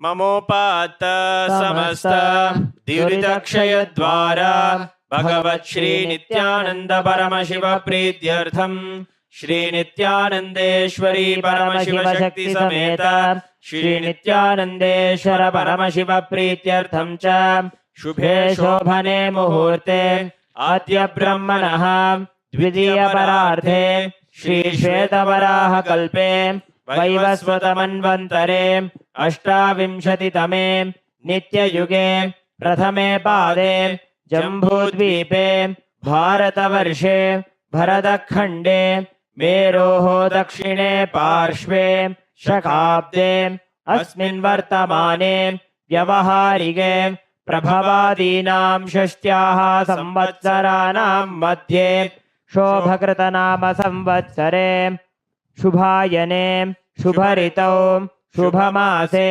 शुभपक्षे शुभतिथौ शुभवासरयुक्तायां शुभनक्षत्र शुभयोग शुभकरण एवं गुणविशेषणविशिष्टायाम् अस्यां शुभतिथौ श्री कैलासोन्नत द्वादशान्त श्यामला पीठारूढ़ श्री मीनाक्षी सुंदरेश्वराभिन्न स्वरूप परशिवपुत्र रत्नकुमार गुरुमन्यतुल्यावतार श्री पार्वती स्तन्यपान लब्ध दिव्य ज्ञान विश्रुत सकल निगमागम सारभूत द्राविड वेद प्रवक्त्रे श्रीमत् परमशिव करुणा समधिगत मुक्तामय चतुरश्रयाण गीयमाण छत्र चामर श्री चिन्नकाहलादि समस्त बिरदावल्यलंकृत ज्ञान विज्ञान चक्रवर्ती सर्वजन संग सद्यो निर्वाण दीक्षा व्ययापवर्ग वर्ष विश्रान जीमूत परमत कलभ केसरी शैव सिद्धांत स्थापनाचार्य श्री राजाधिराज पांड्य महाराज गुरु क्षपन शाक्यादि महांधकार निवारण ज्ञान भानु वीक्षणा नरहार ध्वजोच्छेदन पूर्वक श्रीमद् ऋषभध्वज स्थापक शैव समय कर्त्रे सर्वज्ञ पीठारूढ़ श्री जगद्गुरु श्री ज्ञान संबंध देशिक स्वामी वागीश सुंदर माणिक्य वाचक स्वामिनाम अवतार भूत श्री ज्ञान संबंध स्वामी पुनरुद्धृत श्यामला पीठ सर्वज्ञ पीठ तृणवद्युत्तर द्विशततम गुरु महासन्निधान अरुणगिरि योगीश्वर परंपरागत अरुणाचल सर्वज्ञ पीठ गुरु महासन्निधान कैलास परंपरागत कांची कैलास सर्वज्ञ पीठ त्रयस्त्रिंशदुत्तर द्विशततम गुरु महासन्निधान नित्योत्सव नित्य मंगल नित्य कल्याण नित्य रचित कैलास परंपरागत आदि कैलास नित्यानंद पीठ महासंस्थान महासिंहासन पीठ कर्त्रे साक्षात् श्री परमशिव समुद्भूत कैलास परंपरागत वैवस्वतमनु इक्ष्वाकु हरिश्चंद्र भगीरथ श्रीरामचंद्र शूरसेन इत्यादि अनवच्छिन्न सार्वभौम चक्रवर्ती परंपरागत चतुष्षष्टि योगिनी मंडित चतुष्षष्टि संप्रदाय प्रवर्तक मनुधर्म शासन सूर्यवंश प्राप्त सर्वज्ञ पीठ सुरांगी साम्राज्य मूर्धाभिषिक्त चूड़ामणि साक्षात् श्री परमशिव समुद्भूत कपिल महागुरु पुनरुद्धृत महानिर्वाणि पीठ अष्टोत्तर सहस्र श्री महामंडलेश्वर साक्षात् श्री परमशिव समुद्भूत श्री महागणपति समारंभ अनवच्छिन्न पीठाधीश्वर गुरु परंपरा प्राप्त अटल पीठ अष्टोत्तर सहस्र श्री अटल पीठाधीश्वर धर्म मुक्ति स्वर्ग पुरस्वर्ण पीठ त्रयोविंश गुरु महासन्निधान कैलास परंपरागत आदिपीठ सर्वज्ञ पीठ जगद्गुरु श्री कैलास पुनरुद्धारक श्री कैलास परमाचार्य श्रीमत् परमहंस परिव्राजकाचार्य वर्य सच्चिदानंद प्रणव स्वरूप श्रोत्रिय ब्रह्मनिष्ठ श्रीमत् जगद्गुरु श्रील श्री भगवत श्री नित्यानंद परमशिव श्री ज्ञान संबंध देशिक परमाचार्य स्वामिनां प्रीत्यर्थम तेषां पादारविन्दयोः भक्ति सिद्ध्यर्थं गुरुकृपा कटाक्ष सिद्ध्यर्थं क्षेमस्थैर्य वीर्य विजय आयुरारोग्य ऐश्वर्याणाम् अभिवृद्ध्यर्थं धर्मार्थ काम मोक्ष चतुर्विध फल पुरुषार्थ सिद्ध्यर्थं समस्त दुरितोपशान्त्यर्थं समस्त मंगलावाप्यर्थं भगवत् श्री नित्यानंद परमशिव प्रसादेन सकुटुम्बस्य ज्ञान वैराग्य जीवन मुक्ति प्राप्त्यर्थं श्री नित्यानंदेश्वरी परमशिव शक्ति समेत श्री नित्यानंदेश्वर परमशिव अवतार भूत श्री सर्वदेव देवी स्वरूप भगवत् श्री नित्यानंद परमशिव प्रत्यक्ष पाद पूजां करिष्ये।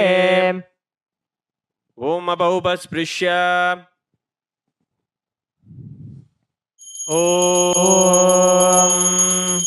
आगमार्थं तु देवानां गमनार्थं तु राक्षसां घण्टानादं करोम्यादौ देवताह्वानलाञ्छनं घण्टादेवताभ्यो नमः।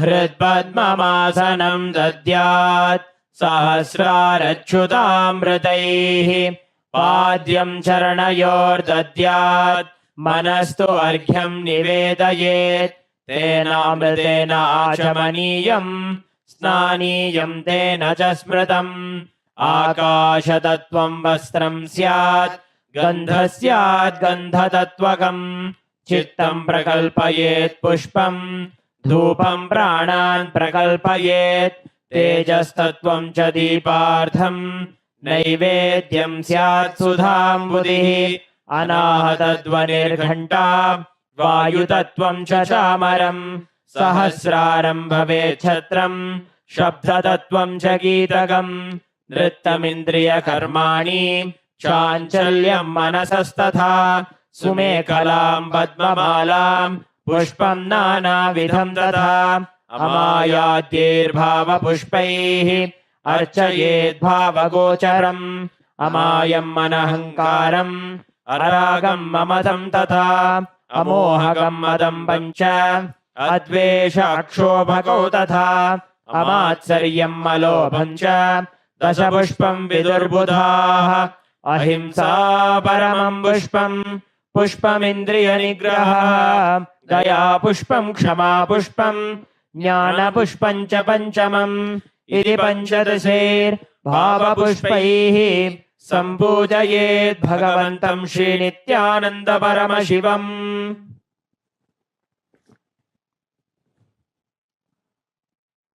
आसनम् ॐ सर्वभूतान्तरस्थाय सर्वभूतान्तरात्मने कल्पयाम्युपवेशार्थम् आसनं ते नमो नमः ॐ ह्रीं इदं सुवर्णासनं सर्वदेवदेवी स्वरूपाय भगवते श्रीनित्यानन्द परमशिवाय नमः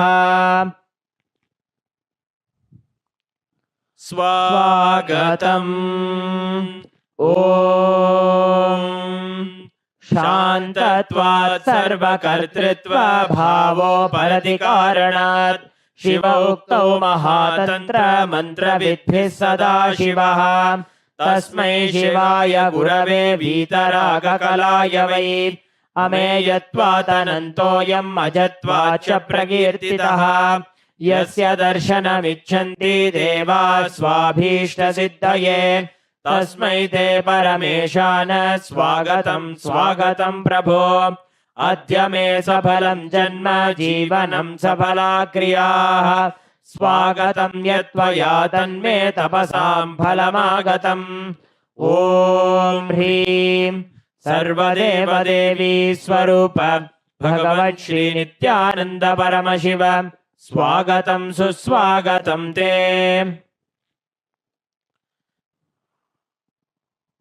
पाद्यम् ॐ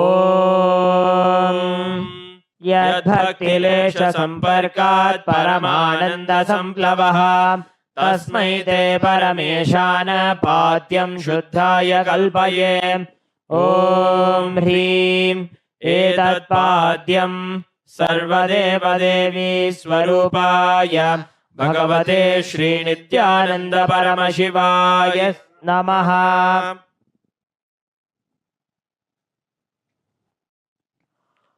अर्घ्यः ॐ दूर्वाक्षतसमायुक्तं बिल्वपत्रं तथा परं शोभनं शङ्खपात्रस्थं ग्रहाणार्घ्यं महेश्वर ॐ ह्रीं एषोऽर्घ्यः सर्वदेवदेवी स्वरूपाय भगवते श्रीनित्यानन्द परमशिवाय स्वाहा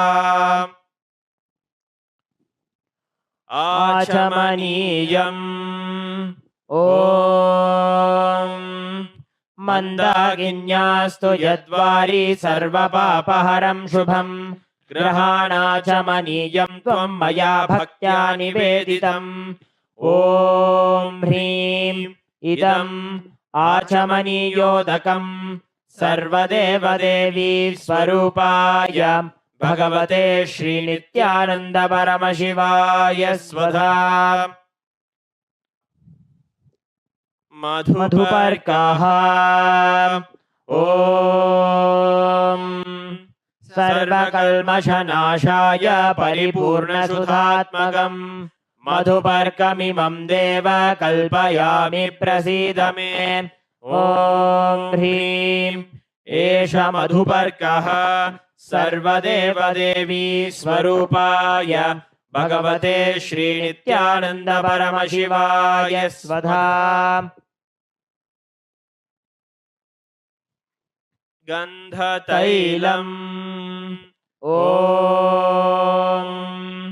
स्नेहं ग्रहाण स्नेहेन लोकानां हितकारक सर्वलोकेषु शुद्धस्त्वं ददामि स्नेहमुत्तमम् ॐ ह्रीं इदं गन्धतैलं सर्वदेवदेवी स्वरूपाय भगवते श्रीनित्यानन्द परमशिवाय निवेदयामि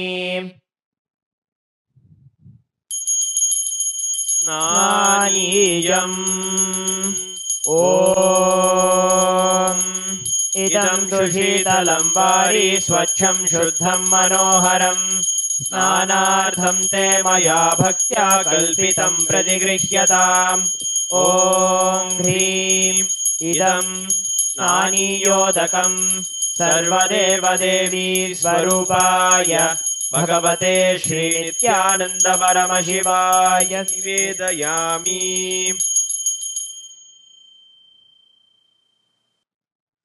वस्त्रम् ॐ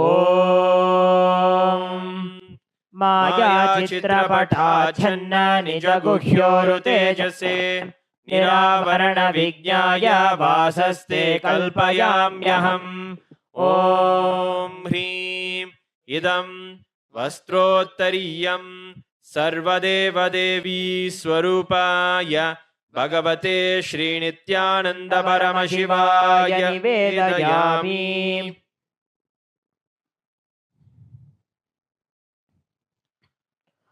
आभरणम् ॐ स्वभावसुन्दराङ्गाय नानाशक्त्याश्रयायते सुवर्णं भूषणं तुभ्यं कल्पयामि प्रसीद मे। ॐ ह्रीं इदं सुवर्णाभरणं सर्वदेवदेवी स्वरूपाय भगवते श्रीनित्यानन्द परमशिवाय निवेदयामि। गन्धः ॐ शरीरं ते न जानामि चेष्टां नैव च मया निवेदितान् गन्धान् प्रतिगृह्य विलिप्यताम्। ॐ ह्रीं एष गन्धः सर्वदेवदेवी स्वरूपाय भगवते श्रीनित्यानन्द परमशिवाय नमः।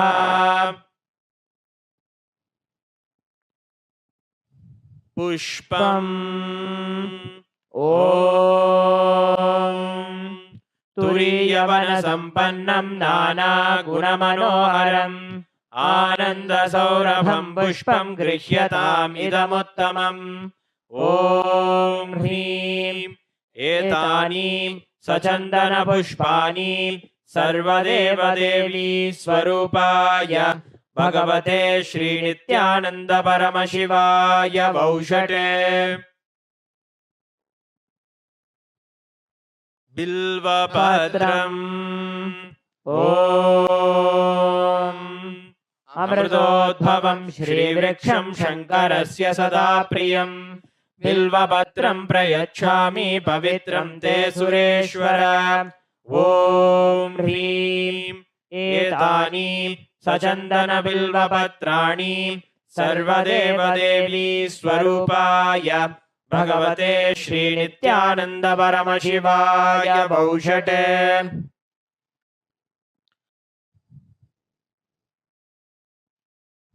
तुलसीपत्रम् ॐ नमस्ते बहुरूपाय वरदमूर्तये परमात्मने स्वाहा। ॐ ह्रीं इदं सचन्दनतुलसीपत्रं सर्वदेवदेवी स्वरूपाय भगवते श्रीनित्यानन्द परमशिवाय नमः।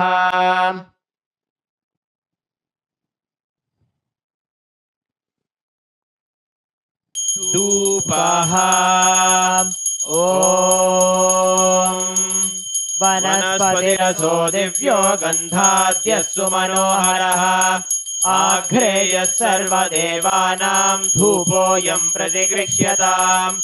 ॐ ह्रीं एष धूपः सर्वदेवदेवी स्वरूपाय भगवते श्रीनित्यानन्द परमशिवाय नमः। दीपः ॐ सुप्रकाशो महादीपः सर्वतस्तिमिरापहः सबाह्याभ्यन्तरज्योतिर्दीपोऽयं प्रतिगृह्यताम्। ॐ ह्रीं एष दीपः सर्वदेवदेवी स्वरूपाय भगवते श्रीनित्यानन्द परमशिवाय नमः।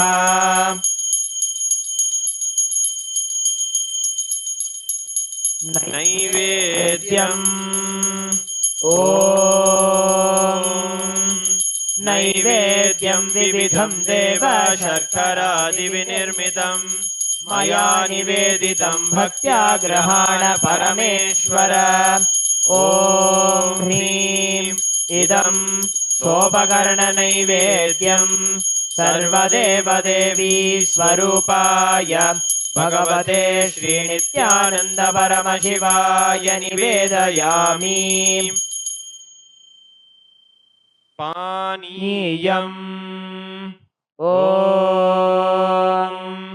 समस्तदेवदेवेश सर्वतृप्तिकरं परम् अखण्डानन्दसम्पूर्णं ग्रहाणजलमुत्तमम्। ॐ ह्रीं इदं पानार्थोदकम् सर्वदेवदेवी स्वरूपाय भगवते श्रीनित्यानन्द परमशिवाय नमः। पुनराचमनीयम् ॐ उच्छिष्टमप्यशुचिर्वा यस्य स्मरणमात्रतः शुद्धिमाप्नोति तस्मै ते पुनराचमनीयकम्। ॐ ह्रीं इदं पुनराचमनीयोदकम् सर्वदेवदेवी स्वरूपाय भगवते श्रीनित्यानन्द परमशिवाय स्वाहा।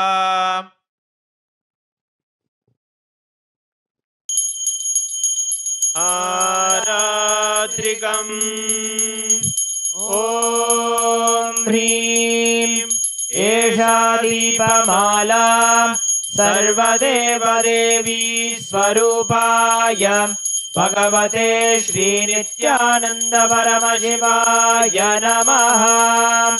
ॐ साङ्ग्रहण्येष्ट्यायजते इमां जनतागुं सङ्गृह्णानीति द्वादशारत्नीरचना भवति। द्वादशमासा संवत्सरः संवत्सरमेवावरुन्धे मौञ्जी भवति। ऊर्ध्वै मुञ्जाः ऊर्जमेवावरुन्धे चित्रा नक्षत्रं भवति। चित्रं वा एतत्कर्म कर्पूरगौरं करुणावतारं संसारसारं भुजगेन्द्रहारं सदा वसन्तं हृदयारविन्दे भवं भवानी सहितं नमामि। भवं भवानी सहितं नमामि। भवं भवानी सहितं नमामि। आरात्रिकं समर्पयामि भगवत् श्री नित्यानंद परमशिव चरणकमलेभ्यो नमः।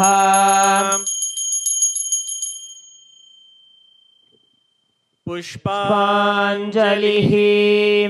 गुरुर्ब्रह्मा गुरुर्विष्णुः गुरुर्देवो महेश्वरः गुरुः साक्षात् परं ब्रह्म तस्मै श्री गुरवे नमः। अखण्डमण्डलाकारं व्याप्तं येन चराचरं तत्पदं दर्शितं येन तस्मै श्री गुरवे नमः। अज्ञानतिमिरान्धस्य ज्ञानाञ्जनशलाकया चक्षुरुन्मीलितं येन तस्मै श्री गुरवे नमः। अनेकजन्म सम्प्राप्त कर्मबन्धविदाहिने आत्मज्ञानप्रदानेन तस्मै श्री गुरवे नमः। मन्नाथ श्री जगन्नाथो मद्गुरु श्री जगद्गुरुः ममात्मा सर्वभूतात्मा तस्मै श्री गुरवे नमः। ईश्वरो गुरुरात्मेति मूर्तिभेदविभागिने व्योमवद्व्याप्तदेहाय दक्षिणामूर्तये नमः। नित्यानन्दं परमसुखदं केवलं ज्ञानमूर्तिं द्वन्द्वातीतं गगनसदृशं तत्त्वमस्यादिलक्ष्यं एकं नित्यं विमलमचलं सर्वधी साक्षिभूतं भावातीतं त्रिगुणरहितं सद्गुरुं तं नमामि पुष्पाञ्जलिं समर्पयामि भगवत् श्री नित्यानंद परमशिव चरणकमलेभ्यो नमः। ॐ नित्यानन्दम्।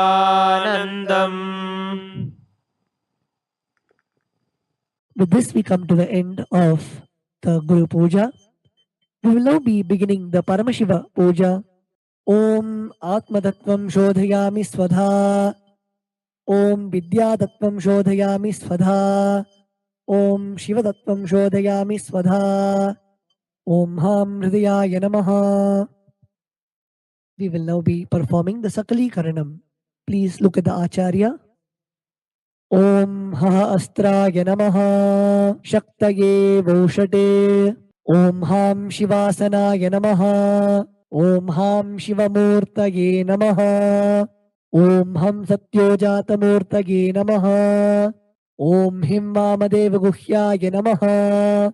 Om Hum Agora Hridayaya Namaha. Om Him Tatpurushavaktraya Namaha. Om Hom Ishanamurdhaya Namaha. Om Ham Hom Vidyadehaya Namaha. Om Hom Netrebhyo Namaha. Om Ham Hom Shivaya Namaha. Om Ham Hridayaya Namaha. Om Him Shirase Namaha. Om Hum Shikhaye Namaha. Om Haim Kavachaya Hum. Om Ha Astraya Namaha. Om Haim Kavachaya Hum. Om Ham Shivaya Voshate. Om Ham Hum Shivaya Namaha. Om Ham Shivasanaya Namaha. Om Ham Shivamurtaye Namaha. Om Ham Satyojatamurtaye Namaha. Om Him Vamadev Guhyaya Namaha. Om Hum Agora Hridayaya Namaha. Om Him Tatpurushavaktraya Namaha. Om Hom Ishanamurdhaya Namaha. Om Ham Hom Vidyadehaya Namaha. Om Hom Netrebhyo Namaha. Om Ham Hom Shivaya Namaha. Om Ham Hridayaya Namaha. Om Him Shirase Swaha. Om Hum Shikaye Voshate. Om Haim Kavachaya Hum. Om Ha Astraya Phate. Om Ha Astraya Hum Pate. Om Ha Astraya Phate. Om Ham Shivaya Voshate. Om Om Om Om Om Om Om. Om Ha Astraya Phate. Om Haim Kavachaya Hum. Om Ham Shivaya Doshate. Om Ham Shivasanaya Namaha. Lalate Tripundri Nitila Krita Kasturi Tilakaha. Spuranmaladhara Spuritakatikaupi Navasanaha. Dadhano Dustaram Shirasi Panirajam Shashikalam. Pradipash Sarvesham Arunagiri Yogi Vijayate. Induni Bhapanchamuka Hasta Dashayuktam. Shulamrikatankamasi Vajrama Bhayam Syat. Pashavaradankusha Manijwala Navame. Shweta Kamalasana Sadashiva Swarupam. Om Ham Shivamurtaye Namaha. Om Ham Hum Shivaya Namaha. Shri Nithyanandeshwari Parashakti Sameta Shri Nithyanandeshwara Paramashivaya Namaha. Dhyayami Avahayami. Om Ham Shivaya Namaha. Iti Avahana Mudram Pradarshya. Sthapana Sannidhana Nishtura Mudram Pradarshya. Astraya Humphat Iti Kalakanthi Mudram Pradarshya. Om Ham Shivaya Namaha. Iti Linga Mudram. Namaskara Mudram. Om Haim Kavachaya Hum. इति अवकुण्ठनमुद्रां च प्रदर्श्य ॐ हां हौं शिवाय नमः श्री नित्यानन्देश्वरी पराशक्ति समेत श्री नित्यानन्देश्वर परमशिवाय नमः आसनं समर्पयामि. Now please take an udhrani of the water and show it to the bottom of the Shivalinga and offer it in the Padya Patram along with the mantra Om Ham Shivaya Namaha Om Ham Shivaya Svadha Om Ham Shivaya Svaha.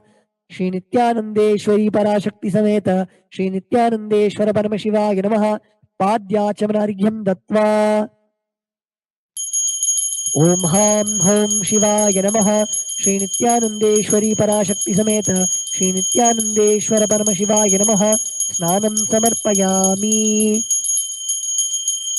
Om Ham Shivaya Svadha Snananantramachamanan Samarpayami. Om Ham Hom Shivaya Namaha Shri Nithyanandeshwari Parashakti Sameta Shri Nithyanandeshwara Paramashivaya Namaha Vastrayajnopavita Uttari Abharanartham Akshatam Samarpayami. Om Ham Hom Shivaya Namaha Shri Nithyanandeshwari Parashakti Sameta Shri Nithyanandeshwara Paramashivaya Namaha Gandhan Dharayami. Gandhasyopari Haridra Kunkumam Samarpayami. Om Bhavaya Dehaya Namaha Bhavasya Devasya Patni Namaha Om Sharvaya Devaya Namaha Om Sharvasya Devasya Patni Namaha Om Ishanaya Devaya Namaha Om Ishanasya Devasya Patni Namaha Om Ashubhade Devaya Namaha Om Ashubhade Devasya Patni Namaha Om Rudraya Devaya Namaha Om Rudrasya Devasya Patni Namaha Om Ugraya Devaya Namaha Om Ugrasya Devasya Patni Namaha Om Bhimaya Devaya Namaha Om Bhimasya Devasya Patni Namaha Om Mahater Devaya Namaha Om Mahator Devasya Patni Namaha.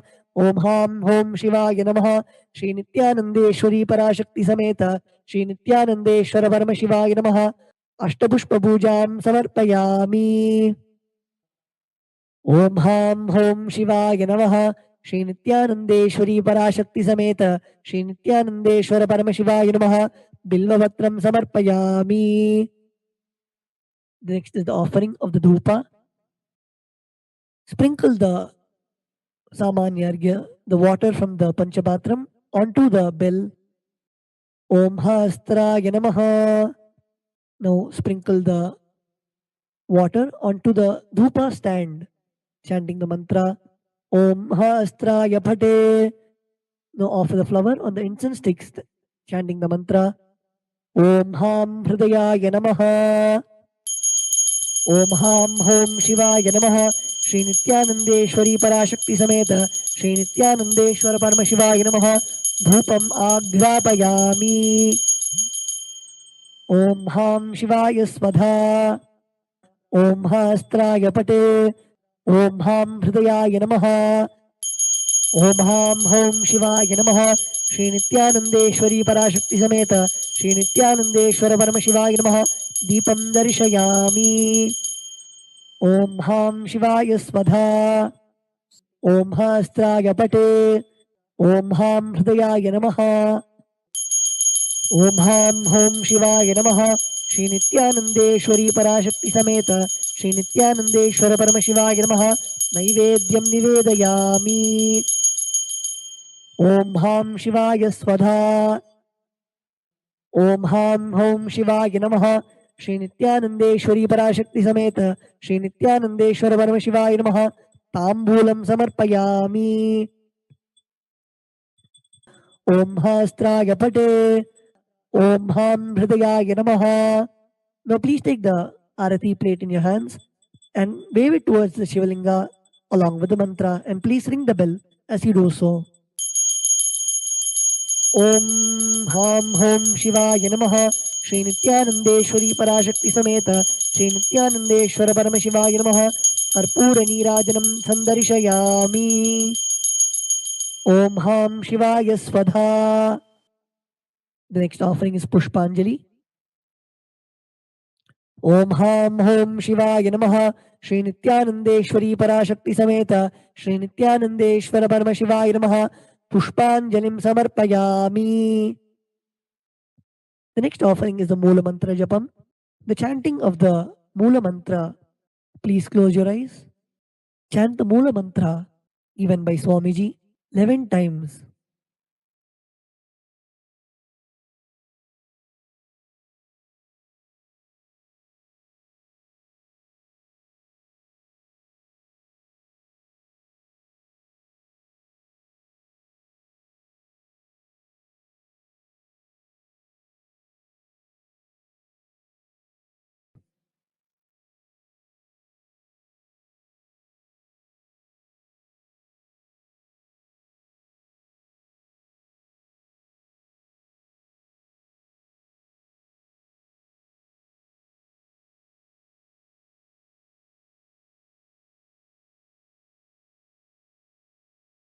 Now we'll be offering the japa that we have chanted. Please take a flower, the durva grass and the akshata in your right hand. Om Ham Hridayaya Namaha. Om Hem Kavachaya Hum. Om Hastraya Pate.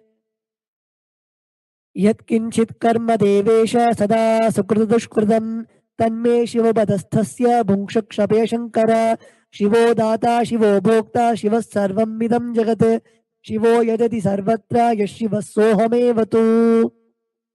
ॐ हां home शिवाय नमः. ॐ आत्मतत्त्वं शोधयामि स्वधा. ॐ विद्यातत्त्वं शोधयामि स्वधा. ॐ शिवतत्त्वं शोधयामि स्वधा. Om Ham Hridayaya Namaha. We will now be chanting the Purna Mantra. Please place your hands in the Atmanjali Mudra and close your eyes. Om Purnamadah Purnamidam Purnat Purnamudachyate Purnasya Purnamataya Purnameva Vashishyate. Om Shanti Shanti Shanti Hari Om Tat Sat Sarvam Bhagavat Shri Nithyananda Paramashiva Padukarpanamastu. Om Nithyanandam